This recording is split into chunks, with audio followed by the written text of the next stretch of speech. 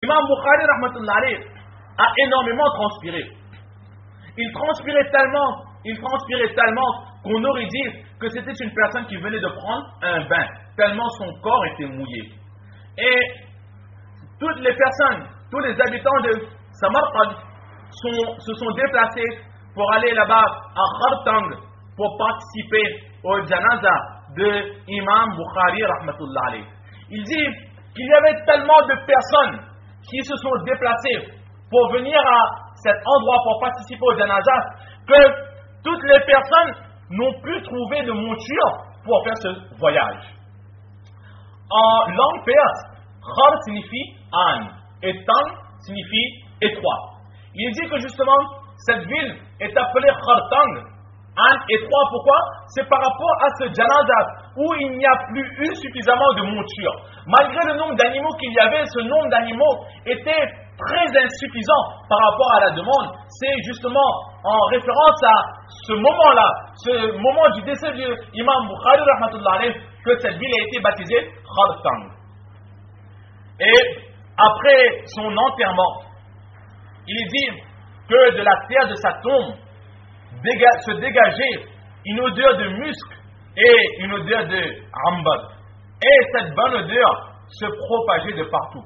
Cette odeur était tellement douce que les gens venaient par groupe pour récupérer de la terre de la tombe de Imam Bukhari rahmatullah alayh. Ils remplissaient des seaux, ils remplissaient des poches, ils remplissaient ce qu'ils pouvaient, ils emmenaient cette terre avec eux. Les responsables de l'époque ont placé des gardiens devant la tombe d'Imam Bukhari rahmatullah alayh, mais malgré cela, les gens venaient et récupéraient la terre qui se trouvait sur la tombe du Saint-Prophète sallallahu alayhi wa sallam. La terre qui se diminuait, on renouvelait cette terre, de nouveau sur la tombe on remettait de la terre, mais c'est toujours une odeur très douce de musc et de ambar qui se dégageait. Et là, les gens de l'époque ne savaient plus quoi faire pour que les gens cessent de prendre la terre au-dessus de la tombe de Imam Bukhari rahmatullah alayh, jusqu'à ce qu'un savant de l'époque fasse le dua avec Allah subhanahu wa ta'ala. Allah accepta ce dua et ce miracle s'arrêta de cette terre, cessa de se dégager cette si bonne odeur. Lorsque les personnes qui étaient contre l'imam Bukhari rahmatullah alayh, toutes les personnes qui le jalousaient, les personnes qui le haïssaient, ont vu ce miracle de l'imam Bukhari rahmatullah alayh, ils se sont rendus compte de leur erreur, ils se sont rendus compte de ce qu'ils ont perdu en se privant de la compagnie de l'imam Bukhari rahmatullah alayh. Ils l'ont accepté comme ami et ils ont fait tous un tawbah sincère. Khatib Baghdadi rahmatullah alayh rapporte d'une personne qui s'appelle Abdul Wahid, fils de Adam. Il dit qu'une fois, à l'heure de Zohar, j'étais en train de me reposer. Et dans mon rêve, j'ai vu le Saint-Prophète sallallahu alayhi wa sallam en compagnie de tous ses compagnons radiallahu ta'ala anhum ajma'in. Et le prophète d'Allah sallallahu alayhi wa sallam ainsi que ses compagnons radiallahu ta'ala anhum ajma'in étaient en train d'attendre quelqu'un. J'ai posé cette question au prophète d'Allah: qui attendez-vous ainsi? Et le prophète d'Allah de me dire que j'attends Mohammed ibn Ismaïl, Mohammed, fils de Ismaïl. Et ensuite, à mon réveil, nous avons appris le décès Moubarak de l'imam Bukhari rahmatullah alayh. Mais en méditant, il s'avère que le moment où j'ai vu le prophète sallallahu alayhi wa sallam en train d'attendre le imam Bukhari rahmatullah alayh, alors c'était exactement ce moment où imam Bukhari rahmatullah alayh était en train de se faire enterrer. Donc nous voyons vraiment l'acceptation de imam Bukhari rahmatullah alayh. Maintenant, une question qui se pose, qu'il est interdit en islam d'espérer la mort. Le suicide est interdit et espérer la mort est un péché en islam.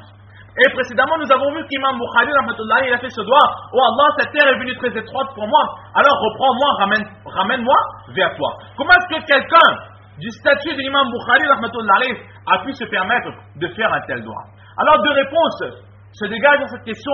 La première réponse est que il est interdit d'espérer la mort pour fuir des difficultés mondaines, pour fuir des difficultés mondaines, de la pauvreté, de tout ce qui nous attend, des difficultés au niveau juridique, etc., il est interdit d'espérer la mort. Au contraire, ce sont des épreuves d'Allah subhanahu wa ta'ala et nous devons surmonter ces épreuves. Mais cependant, si une personne, il atteint un degré de spiritualité, de piété tellement grand qu'entre lui et Allah subhanahu wa ta'ala, il y a cette relation, cet amour qui se crée, alors à ce moment, il est autorisé d'espérer la mort, parce qu'en fait, cette personne-là, ce pieux n'espère pas la mort pour fuir les difficultés, les épreuves, mais il espère la mort tout simplement pour aller plus rapidement à la rencontre de son aimé, de son créateur, Allah subhanahu wa ta'ala. La deuxième réponse est que Imam Bukhari, rahmatullah alayh, il a espéré cette mort, pas pour lui, mais tout simplement pour protéger la umma, la communauté du saint prophète sallallahu alayhi wa sallam. Il a vu que là où il allait, par rapport aux personnes qui étaient jalouses, par rapport aux personnes qui n'aimaient pas Imam Bukhari, rahmatullah alayh, il y avait toujours des querelles, il y avait toujours des disputes qui se créaient. Alors pour que tout cela cesse, il s'est dit que la racine de tout cela, c'est moi. La racine de tout cela, c'est le cadeau qu'Allah subhanahu wa ta'ala m'a fait, cette connaissance des hadiths. Il est mieux que je quitte cette terre, que je ramène avec moi ce cadeau, et toutes ces querelles, toute cette jalousie va s'arrêter. Et la ummat Muhammadiyya sallallahu alayhi wa sallam pourra de nouveau vivre en paix. C'est pour cela qu'il a fait cette envie, cet espoir de mourir. Enfin, nous allons terminer.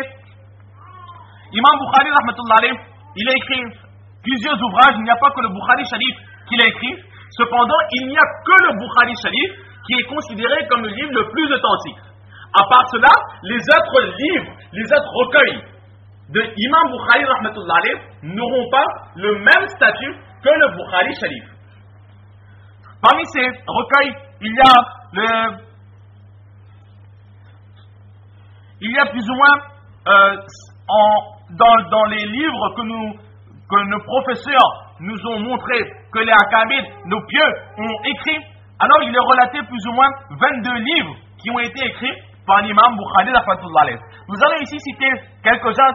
Le premier c'est Qazaya Sahaba wa Tabi'in. C'est le premier livre qu'imam Bukhari rahmatullah alayh, il a écrit, dans lequel il a réuni tous les fatawas, toutes les décisions, tous les jugements des Sahaba, Ikram radiallahu ta'ala anhum ajma'in, et des Tabi'in. Ensuite, il y a le Tarikh Kabir, le grand livre d'histoire. C'est le second livre qu'a écrit Imam Bukhari rahmatullah alayh, et nous l'avions aussi précisé qu'il est écrit devant la tombe bénie du saint prophète sallallahu alayhi wa sallam à la simple lueur de la lune.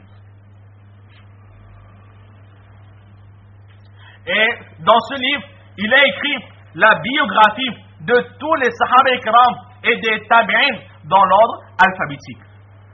Et il dit, après avoir écrit ce livre, que je connais la biographie complète de toutes ces personnes, mais par crainte d'avoir trop à écrire, je me suis restreint au minimum.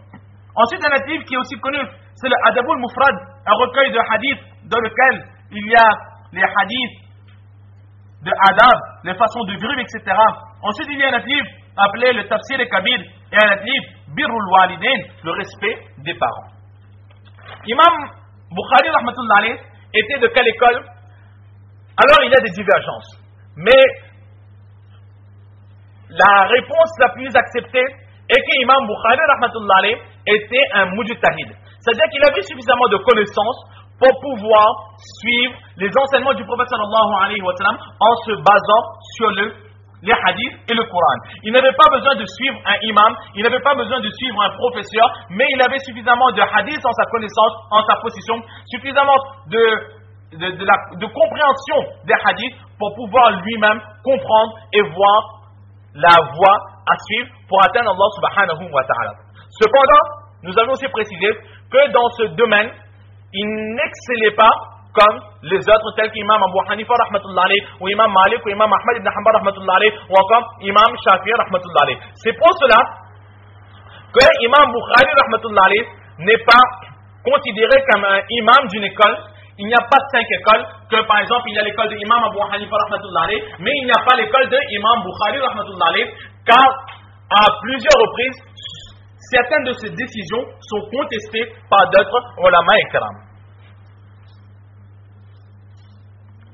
Donc aujourd'hui, nous allons nous arrêter ici sur la biographie de Imam Bukhari rahmatullah alayh.